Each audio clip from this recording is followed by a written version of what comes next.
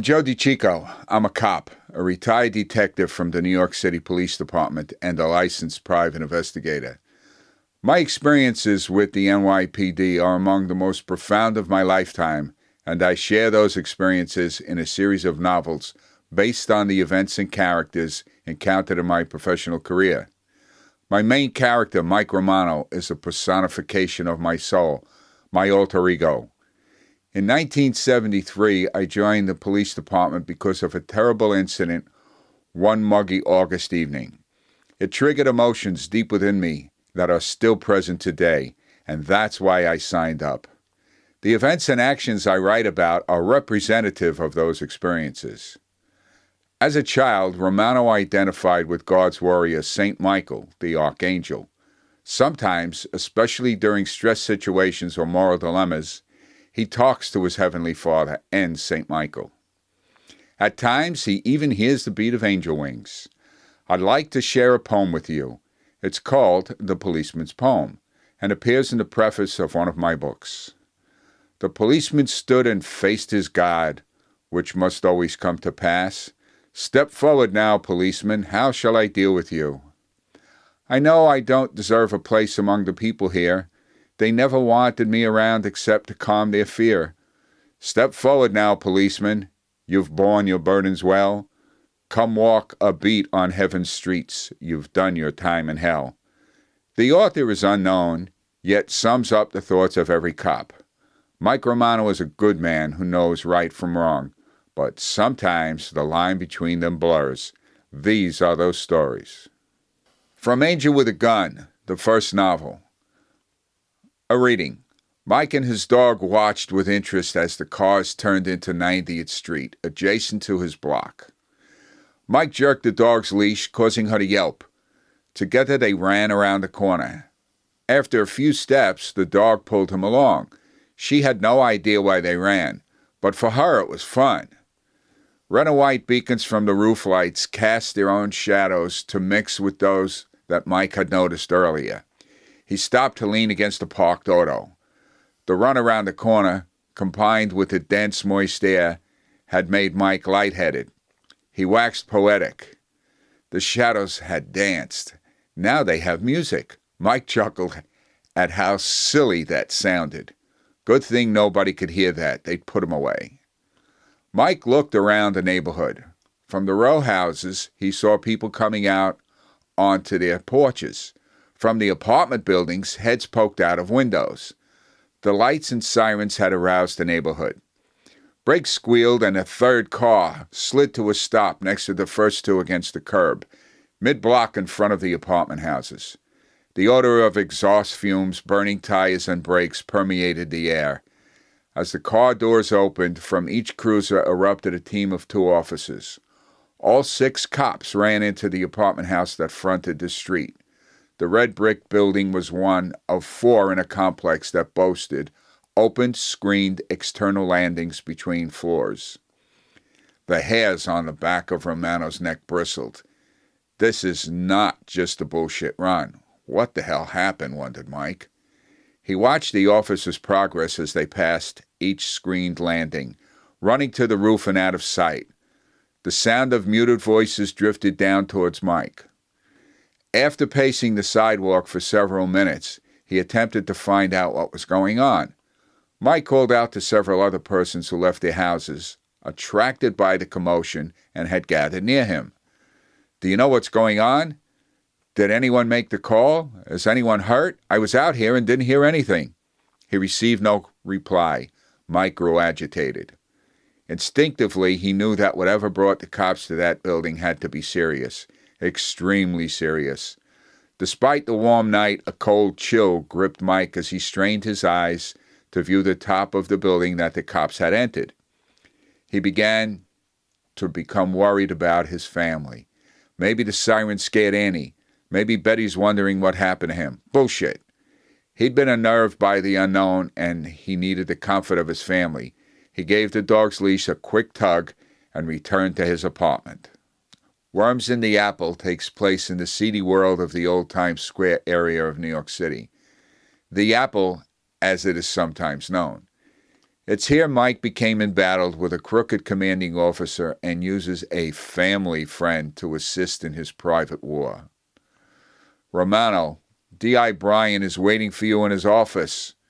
Sign in first, then go see him forthwith. I'll tell him that you're here. Mike was shaken. The hair on the back of his neck stood out. He sensed something bad was about to happen. He signed in and went to Bryan's office. The door was closed. He knocked twice. From inside came, "Romamo, come in. I've been expecting you." Mike entered, leaving the door open. "Yes, Inspector, you wanted to see me. Please close the door." As Mike turned and closed the door, Bryan indicated for him to take one of the chairs that faced his desk. Romano shook his head and chose to remain standing. "Mike, we had a good relationship going, didn't we?" Bryan did not wait for an answer. "When the conditions unit started, you and DeCicco were the first men chosen. You kind of led the team, setting a goal for the other men. It hurts me to do this, but for a while you're going back into uniform and on foot patrol. Do you understand or want to say anything?" Mike was weak at the knees and took the chair. Inside he was shaking for two reasons: losing a coveted assignment and wanting to punch the graft taker in the face. He spoke, hoping that his emotional state did not come through. "Look, boss, we got along great up to now. You even have me taking care of your car, moving it on Fridays. I thought the garage incident was closed." Getting no response, Mike quickly tried another tactic. "Betty and I, she's Irish, you know," hoping to play the ethnic card. Bryan was rumored to be a bigot and not like Italians. "We're saving for a house. This is going to hurt."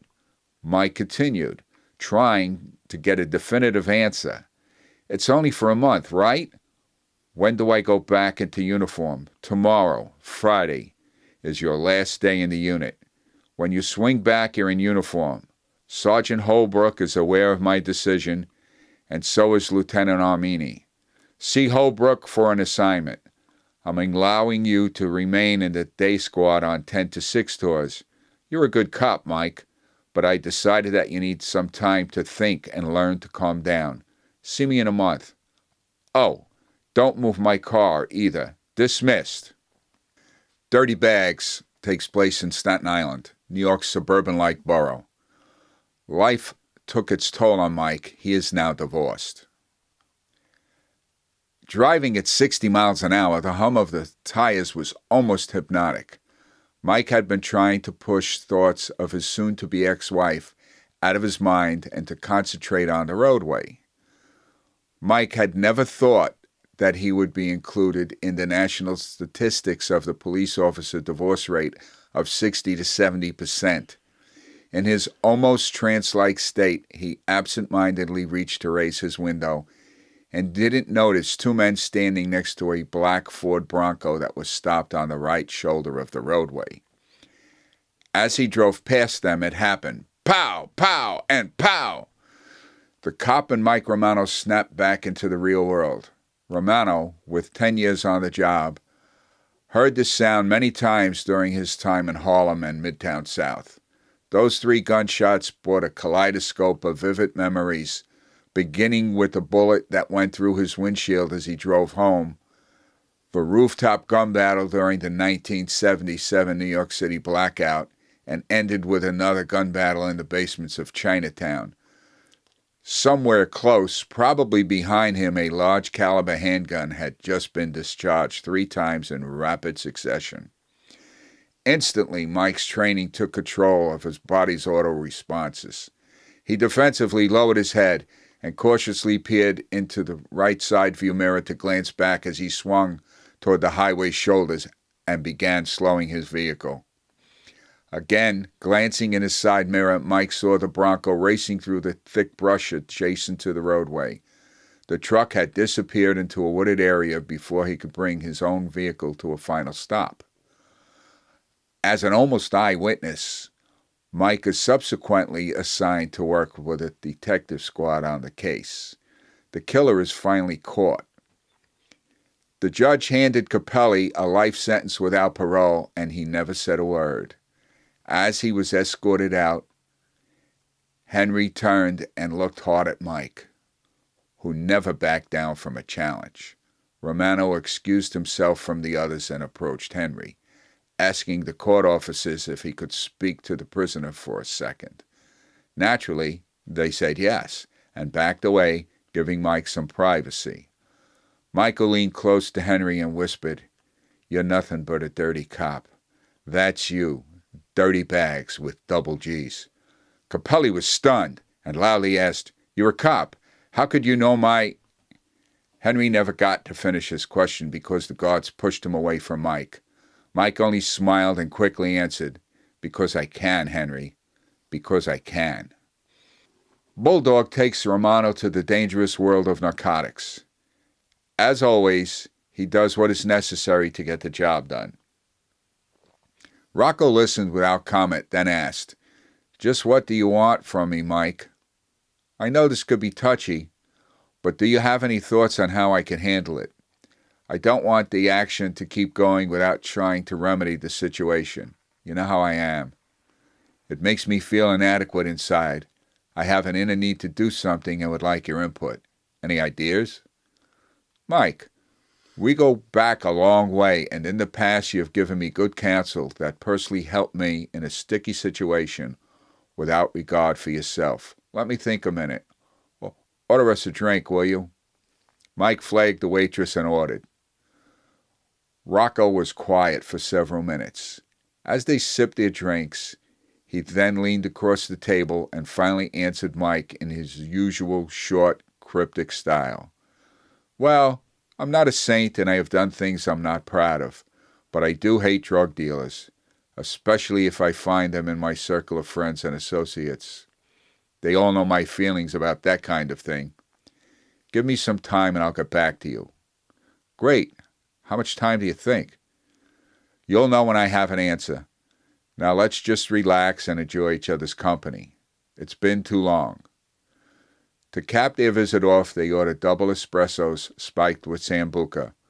Rocco picked up the tab. As they rose from the table to leave, Rocco shook Mike's hand. "Stay straight and righteous, my friend. Don't ever change. You'll hear from me soon. And say hello to your girl Lillian for me." Before Mike could ask how Rocco knew his name, he was gone. 3 weeks later, Mike learned via the 6 o'clock news that there was a fire down at the Fulton Fish Market, and the Gamma Fish Company was completely destroyed. Once again, he almost crossed an invisible line and was slightly ashamed to feel good about it. I hope that you have enjoyed this presentation and are interested enough to read my novels. They cover the full spectrum of a working cop's psyche and show that they are just people too. Thank you.